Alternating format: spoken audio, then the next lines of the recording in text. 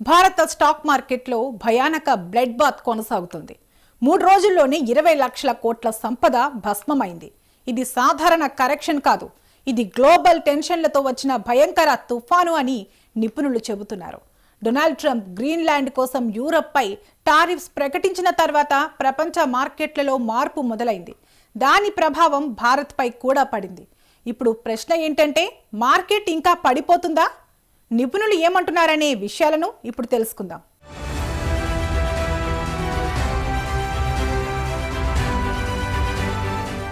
జనవరి 21, 2026 హైదరాబాద్ నుంచి ముంబై దాకా డాల్ స్ట్రీట్లో ట్రేడర్లు స్క్రీన్ల ముందు ఊపిరి బిగబట్టి చూశారు. సెన్సెక్స్ ఇంట్రాడేలో 1050 పాయింట్లు కిందకు జారి 81,124 వద్ద తాకింది. నిఫ్టీ 50 కూడా 200 దిగువకు జారి 24,919 వరకు పడిపోయింది.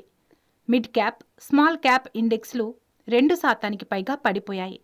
ఈ నేపథ్యంలో గత 3 రోజుల్లో సెన్సెక్స్ 3% పైగా, నిఫ్టీ కూడా అదే స్థాయిలో కుప్పకూలింది.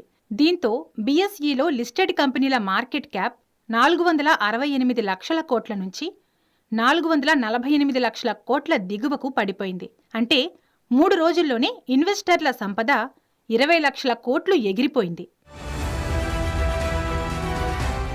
ఈ క్రాష్కు ప్రధాన కారణం గ్లోబల్ ట్రేడ్ వార్ భయాలని చెప్పవచ్చు. అమెరికా అధ్యక్షుడు డొనాల్డ్ ట్రంప్ గ్రీన్లాండ్ను కొనాలని డెన్మార్క్తో సహా 8 యూరోపియన్ దేశాలపై టారిఫ్లు పెంచుతామని హెచ్చరించాడు. ఇది ట్రేడ్ వార్కు దారితీస్తుందని అనేక మంది ఇన్వెస్టర్లు భయపడ్డారు. Trump Greenland policy, tariff threats వల్ల రిస్క్ ఆఫ్ సెంటిమెంట్ వచ్చిందని నిపుణులు అన్నారు. దీంతో అనేక మంది అమ్మకాల వైపు మొగ్గు చూపారు. మరో కారణం భారత రూపాయి విలువ రికార్డు స్థాయిలో పడిపోవడం. బ్లూంబెర్గ్ ప్రకారం రూపాయి విలువ డాలర్కు 91.34 వరకు పడిపోయింది. 6వ రోజు కూడా 2026లో ఇప్పటికే 2% పడిపోయింది. గత ఏడాది 5% పడిపోయింది. ఎఫ్ఐఐ అవుట్ప్లేస్, గ్లోబల్ టెన్షన్స్ వల్ల ఇది జరిగింది. ఆర్బీఐ నియంత్రించాలని చూస్తున్నా మార్కెట్ ఫోర్సెస్కు అనుగుణంగా ఉండటం లేదు. మూడోది, ఎఫ్ఐఐల భారీ సెల్లింగ్ కూడా కారణం. జనవరి 20 వరకు 32,000 కోట్లు సేల్ చేశారు.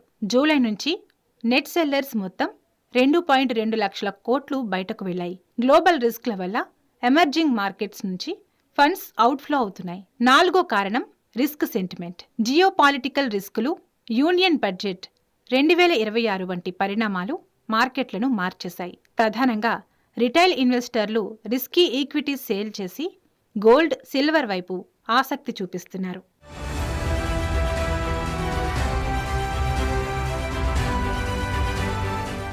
గ్లోబల్ టెన్షన్స్ తగ్గకపోతే వోలటిలిటీ పరిస్థితి ఇంకా కొనసాగుతుందని నిపుణులు చెబుతున్నారు.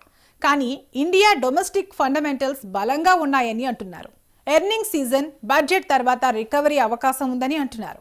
ఇన్వెస్టర్లు క్వాలిటీ స్టాక్స్లో ఇన్వెస్ట్ చేయాలని, దీంతో పాటు మార్కెట్ పరిస్థితులను బట్టి ఇన్వెస్ట్ చేయాలా వద్దా అని ఆలోచించాలని నిపుణులు సూచించారు. ఇదే సమయంలో రిటైల్ ట్రేడర్లు జాగ్రత్తగా ఇన్వెస్ట్ చేయాలని హెచ్చరించారు.